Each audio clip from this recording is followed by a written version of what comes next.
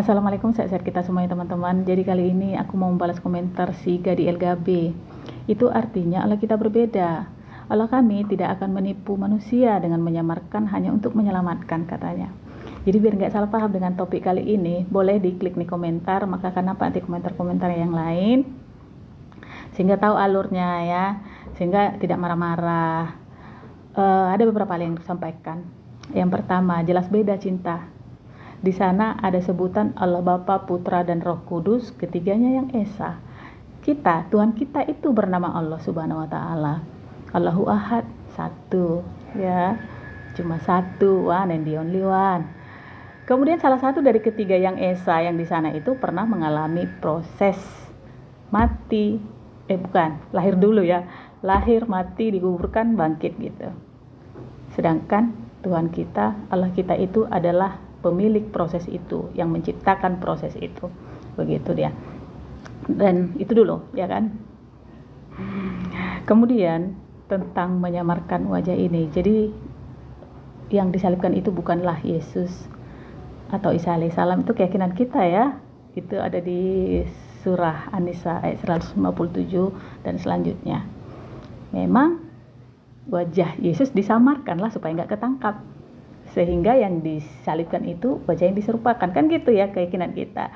Jadi ketika Al-Quran yang mengatakan wajah Yesus bisa disamarkan atau Yesus bisa menyamarkan wajahnya, itu menjadi suatu hal penipuan gitu. Tapi ketika di Bible ada kisah seperti itu, Yesus menyamar wajah gitu, itu nanti kalian bilang mujizat, ya standar ganda lah coy, ya kan. Ini mau aku sampaikan, ada kisah yang dituliskan oleh si Lukas. Lukas itu siapa? Bukanlah dari ke-12 murid Yesus. Justru dia orang yang tidak pernah ketemu dengan Yesus, tapi mengkisahkan ya di hari ketiga setelah kisah penyalipan. Jadi catat ya, kita percaya, kita yakin penyalipan terjadi, tetapi bukan pada Yesus. Itu keyakinan kita saat ini. Ya, di hari ketiga setelah penyalipan ada dua pengikut Yesus ya, berjalan dari Yerusalem mau pergi ke Emmaus, 7 mil jauhnya. Ya bacalah ya, udah kalian bacanya mungkin ya, tapi belum dirimang-rimangi kali.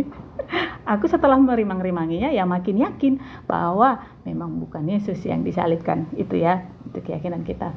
Aku mau meluruskan kata-katamu ini tentang menipu-menipu ini kan tidak elok gitu loh, sebagai keyakinan aku direndahkan gitulah ya.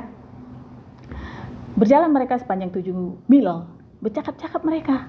Tetapi kedua pengikut ini tidak mengenali wajahnya, tidak mengenali wajah Yesus. Kenapa? Karena Yesus menyamarkan wajahnya. Hari ketiga itu ya, setelah kisah penyalipan. Kenapa Yesus menyamarkan wajahnya? Kalau kita berpikir, kalau sudah dibangkitkan kan sudah bangkit, Yesus sudah jadi Tuhan gitu.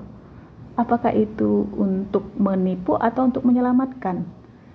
Kalau aku bilang itu untuk menyelamatkan, biar gak ketangkap 2 kali ya kan. Kenapa? Supaya relate juga dengan ayat-ayat yang dituliskan oleh Matius, ada di Matius 3 itu ya. Ada suara dari langit, Matius 3 ayat keberapa itu, aku udah lupa lah, gak mungkin aku ingat-ingat semua ya kan. Inilah anak yang kukasihi, kepadanya lah aku berkenan. Kalau Tuhan Bapaknya berkenan kepadanya, mungkinkah anaknya ini dibiarkan? Enggak. Nanti kalau nggak paham dengan, nanti akan banyak, kau nggak paham tentang penyalipan, kau tidak paham tentang penyelamatan gitu ya. Sudah gitu ya, aku mau meluruskan aja, jangan standar ganda itu aja ya. Di Bible juga ada Yesus menyamar, tapi itu kau katakan itu nanti mujizat, tapi di Quran Yesus menyamarkan wajahnya, itu jadi penipuan. Itu loh, kita gunakanlah kitab suci kita masing-masing menjadi petunjuk hidup kita, supaya hidup kita itu semakin berkualitas gitu. Semoga aku dan teman-temanku, dan khususnya yang dulu Kristen ya, sudah Islam sekarang, maka disitu memang bukan Yesus yang disalibkan itu gitu. Kalau kau semakin yakin dengan Yesus itu disalibkan untuk menebus dosamu, ya silakan, monggo-monggo aja gitu loh cinta. Masuk ya. Thank you.